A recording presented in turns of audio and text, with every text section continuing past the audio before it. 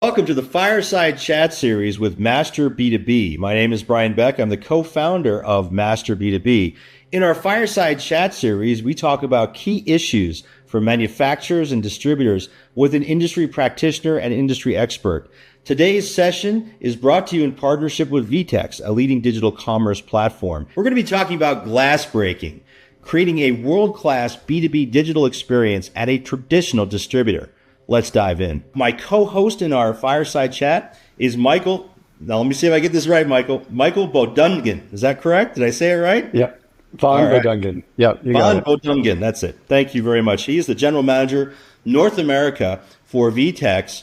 And Michael comes from a 30-year career leading digital across all different kinds of organizations. Michael, you were the VP at Live Area. You were at PFS Web. You were the CEO of CrossView. My gosh, you're an encyclopedia of knowledge and experience. Welcome to the Fireside Chat session today. Thank you, Brian. I really appreciate it. We're really looking forward to the topic today and very glad to have Rama here. And for those of you that aren't familiar with VTEX, as Brian said, we are a leading digital commerce platform. One of the things that makes us unique is we are a multi-tenant platform that supports B2C, B2B, order management, and marketplace in a single solution. So thanks again. Appreciate it, Brian. Yeah, awesome. Well, I'm excited to have your co-hosting and co-piloting with me today. So our topic today is the glass breaker, creating a world-class digital experience at a traditional enterprise distributor. And we have, Michael, a glass breaker here with us. Now, this is Rama. Rama, I'm going to try to do your name right here. Theekshidar. Did I say that right? All right, awesome. Yeah. Okay, thank you. Rama is the Chief Digital Officer at US Electrical Services, Inc., USESI, which is a leading distributor in the electrical product space. And Rama, you come from a fantastic history of doing the same sort of digital transformation at companies like Rexel, where you were for over a decade. Tell us a little more about your background, and welcome to the program today. Thank you for the opportunity, Brian and Michael. Look forward to this session. Come from US Electrical Services, so Chief Digital Officer. So I'm responsible for the digital technology teams, IT, ERP, data, and AI. Prior to this, I was working for Rexel, another electrical distributor, for over a decade. Started in their headquarters in Paris, France, did digital transformation across Europe and North America. Very excited about being part of USESI. We are innovators. We don't like status quo. We like to challenge the established order. We like to be creative and innovative. So really love my job. Very happy to be here. A glass breaker, yes. So, and we'll have to get into more of what that means as we go. But tell us, our theme today, Rama, is we're talking about traditional distribution. And, Andy Hoare and I, at our Master B2B, in our community, in our thought leadership series, we hear a lot about, traditional companies looking to evolve their business and to mature their business. Tell us about USESI. It is a traditional distributor in electrical. Go a little deeper there, and kind of what your role and what you've been charged with at the company. Absolutely. So US Electrical Services Inc., we are a private electrical distributor. I won't deep dive into the numbers, but we have over 150 locations, 2,000 plus employees, 12 different regional businesses. Just like a lot of distributors, we grew out of acquisitions, so M&A activity. The key thing is, end of the day, a distributor has to partner with your manufacturers. So think of like big players like Eaton. So you procure electrical material from them, whether it is wiring, conduit, fittings, whatever you're thinking of from an electrical product category standpoint, and then getting it across to our customers in the residential, commercial, and industrial markets, correct? It sounds very simple, but getting it to the door of the customer, to their job site, is the toughest job, because there's a lot that goes into making a distributor's job easier so we can service our customers better. It's very complicated because you're thinking about complex pricing, you're thinking about complex customer service issues and constraints. You're thinking about working with your manufacturers who are having their own supply chain issues and stuff. Then you're working with inventory management, which is not always as simple as, what we do we're not selling basketball shoes here. It's much tougher than that. Let's put it that way. I'm a huge fan of basketball, so I always draw the comparison. But we are B2B, it's not B2C. It's not something selling fancy stuff. It's selling something that is so important for building things, right? Whether it is construction, it has a huge impact to the economy. So if you think about just distribution in general, you're thinking of trillions of dollars, right? It's a large market, and there is no such thing as somebody just mastered it better than anybody else, right? So as much as we are traditional, the key thing that I will tell you is I'm very happy to be part of a leadership and management team where we are not traditional in our mindset and approach. We are traditional as an electrical distributor. We are traditional in the sense of customer service. So taking care of a customer is as traditional as it can get. That's it. The traditional aspect of it ends right there. But how do we provide that customer service better than any other competitor or other distributor? That's an art. There is a science to it, and we are as innovative as we can get in that space. So Rama, you have a C in your title, which is a fantastic indication, I think, of really where how elevated the role has become in digital. Tell us, maybe just a little bit deeper on your role and your remit at the organization. Absolutely. In general, when I think about, just that I appreciate your comment there, I don't go by the title or the C in front of it. I think as long as it's all about the mindset, right? Whether you're a salesperson, a branch manager, you're an IT analyst, you're an e-commerce analyst, you're a data analyst or an AI programmer, as long as we understand what we are trying to do, to provide value to whom, and we can be transformative about it. So we don't go about it in the same fashion we've been doing over a decade, and we are able to absorb like a sponge and be creative about it. And we're always steps ahead of whether it is our competition or our customers.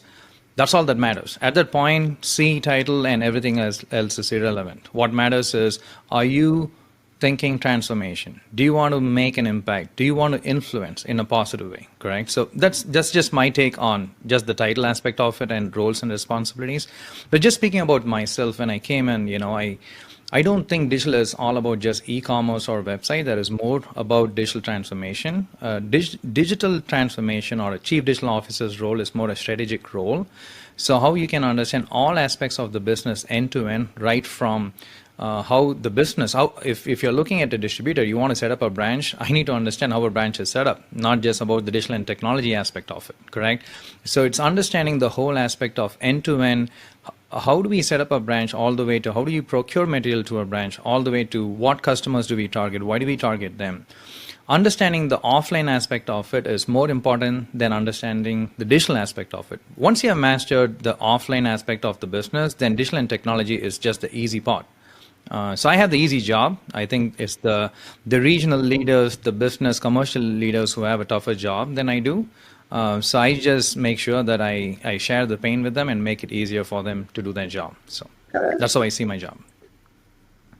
Ram, I have a question for you based on kind of what you said. What was the state of the business when you came into it from a digital, journey perspective? Because you talked about mastering the offline process, but I'm curious, like in that view and analysis, did you actually get into like, we can actually change some business process as well? But, give us an idea about what the state of the business was like. Awesome. Great question. Before I answer the question, you need to understand me, how I think. That's what is important more than the question and the answer itself. So just so that you can understand, I believe in the concept of concrete reasoning. Correct. When it comes to concrete reasoning, I try not to come to a conclusion first, then convince myself I came to the right conclusion. So I like to think about all the data points and examples and premise I'm thinking of, and collect all the data from all possible sources, and then go through a process of analytical, data-minded approach to it. So then the conclusion can be, with a higher confidence level, the right conclusion. Correct. And when you think about technology and everything, we are, end of the day, dealing with people. So I will answer your question in a second, but more than technology, digital and everything, it's people create problems that people need to solve. People create products that people need to use. It's that simple. So when I came in here, I wanted to make sure I did not have any preconceived notions. So whatever I had learned from previously from my prior experiences is great. We all need to learn from our past, but we always need to start like tomorrow or today as a new day where we can start from scratch. Right? Keep in mind, past and experience is good, but intuition is so important, right? The one way for management team or leaders to build intuition is being very open, with being open-minded. Don't come to a conclusion before you get started. So why did I explain this? So when I came and I made sure that I did not say like, we need an e-commerce site, we need PIM, this or that. I didn't make any decision when I came in. When I came in, the first month was just asking questions, whether it is with the CEO, the CFO, the VP of operations, pricing, inventory, the branch leaders. and all of that. And it helped me understand what I was thinking was the maturity level. Then within maturity level, when it comes to digital strategy and transformation, I like to break it down into 3 buckets. One is everything to do with digital. When it comes to digital, is understanding both the customer experience and the employee experience. Second, and I'm not saying second in that order, it's equally important, is how mature are we when it comes to data, analytics, AI, all aspects of it. Third is how innovative can we be. So when I had to understand the maturity level, is 3 things that I had to understand: digital maturity, data and analytics maturity, and then the innovation maturity. And in order to come to that conclusion as to what the maturity was with the organization, I didn't tell we were 8 on 10 or out of 2,000 plus employees. I didn't come to the conclusion that all of them hate this or love that. Then I will be an idiot to make the decision, correct? What I did was very simple. I started with a survey which had 3 different buckets, and I went with, what do you think about our current e-commerce capabilities? What do you think about, do we have the best way to sell an item to our customers? What do you think about the tools that we provide from a digital and technology standpoint to do your job, whether you're in a branch or you're a functional team, whether you're in the finance team or the HR team? So that is kind of like a high level on how I went about the survey.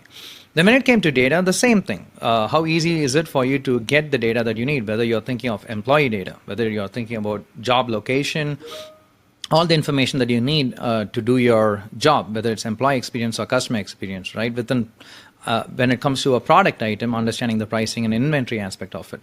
Then came innovation, right? You don't want to innovate if you have a foundation that is leaking. I always say that if you're a plumber, the pipe is broken and it is leaking, fix the pipe. Don't color the pipe and make it look great, correct? So for me, this aspect of it was understanding the foundation before I could start, doing innovative stuff, so I can say like how creative we are. So that's how we approached it. So when I did the survey, I got answers from the organization as to where they thought we are with our journey, not what I thought. So once I understood that from the lens of the people who matter, the stakeholders and the end users, then I map it out to the notes that I have around what do I think about where we are with respect to the maturity level. Step us back. That's really interesting, Rama. So starting, I love what you talked about regarding don't make any assumptions, because it's human behavior to do that, right? Particularly coming out of a digitally advanced company like Rexel, where you broke the glass and you had some good success. How did you know? Step us back to when you were first exploring the opportunity with USESI. How did you know the company was ready really to make the kinds of decisions or self-evaluation? I mean, what you're talking about really is a reflection, looking back at the company and understanding, where are we truly internally? How did you know the company is ready for all this introspection and then subsequent, investments in things and advancing the company digitally? Before I talk again about digital and technology, the number one thing that I understood in talking to the C-level executives, going through the process, the journey of joining a company, was very simple: the culture.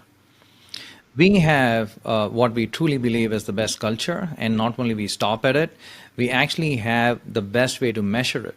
In terms of what's the best culture we need to build, and there is a quantitative aspect of it as well. Like, we have a lot of surveys on a half-yearly and a yearly basis that we do to understand not just the digital and the technology team, the functional teams, including the sales teams and the branch managers. We have what we call a culture value assessment survey that is done by everyone in the organization to make sure we have the right qualities, right ethics, values, and principles. That's where we start. So once I understood that, everything else is the easy part, right? When it comes to the maturity, you're going to understand, like, do they have an e-commerce, a PIM, a CRM? Those are the easy parts. Once I understood the foundation is the culture, then you can build upon the culture, correct? So that was the number one thing which helped me understand, like, okay, this organization is ready for transformation. Because as digital leaders, what we go through is not, don't get me wrong, I know that VTEX can do their job, otherwise I'm not going to pick VTEX, right? It's not how great VTEX is how great we can partner with VTEX to bring about change. That's what matters, correct? In order to bring about change, you need to have the principles of culture, transformation. The mindset is what is important. And it starts with the C-level, correct? Whether it's the CEO, the CFO. We had great alignment even before I joined as to how are they thinking about the vision for the organization? Where do we want to be? And we spend like quality time to debating. And not a lot of these conversations were just like, okay, I like your qualities and competencies, and here you go. That's not the discussions we had. It was more challenging as to, having a very healthy debate as to how do we need to move the needle, how do we need to transform the organization. So, Rama, maybe just a following question too in that area. Obviously, you come with a background that's done this kind of digital transformation before. When you come into an organization, like, do you look for certain other people or roles that are part of the team that you feel like need to be there to be successful? Like, I'm curious, just for other people that might be listening to this talk and are thinking about doing a similar role, what do you feel like is really important to have from a team perspective, skill set perspective, to be able to be successful in this kind of transformation that you're responsible for? 100%. Great question. I love basketball. I'm not a basketball player, but it's just like in basketball, you can't have a center try to shoot 3-pointers all the time unless you're thinking of someone like a Nikola Jokic or Kristaps Porzingis who can do things like that. But everyone has a role to play, correct? Whether it's a center, a point guard, a shooting guard. Building teams, digital teams, or any company, it's not different than sports, especially if you like sports. It's, again, the soccer analogy is you need to have the midfield, you need to have the defense, you need to have the shooter, right? It's so important that we understand when it comes to, like, when I said 3 buckets, within digital, we need to have the right people with the right skill set around who can understand customer experience, employee experience, then a level of business analysis, who can understand business processes. Everything we try to build is around a business process. So somebody who has the process mindset, somebody who can empathize with the customer, somebody who can understand persona-based skills, capabilities, and all of that. And again, understanding not everyone is smart, correct? But at the same time, there are people who can be a visionary. There are people who can be strategic. There are people who are more focused on the tactical execution side of things, right? So within that, it's understanding a team where who need to be those strategic leaders. And it is okay if you have some strengths around tactical execution. You need both of it. You always need a blend. I don't like to build a team where everyone looks the same or thinks the same way or processes the same way, then we'll fail. So the way I have my leaders, at least, I have, let's say, for example, my data leader, he's been in the company and the industry more than me. He knows about the industry and the company better than I do.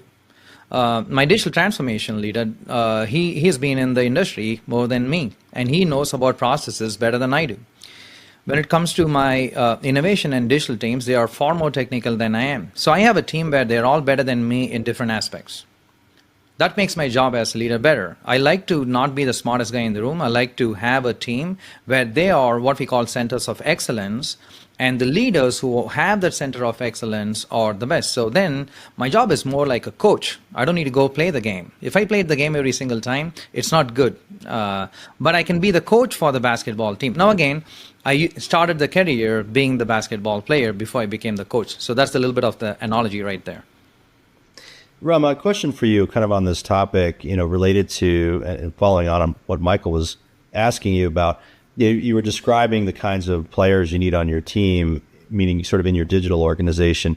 When you think about, digital experience, when you think about, easing friction for customers, et cetera, other players, other functional areas of the company also need to be playing ball, right? So the sales team, the marketing team, the fulfillment, the allocation, the supply chain, all of it, really. How important is that? And how do you sort of sell that the digital experience and easing friction and other things are important to those folks and aligning them?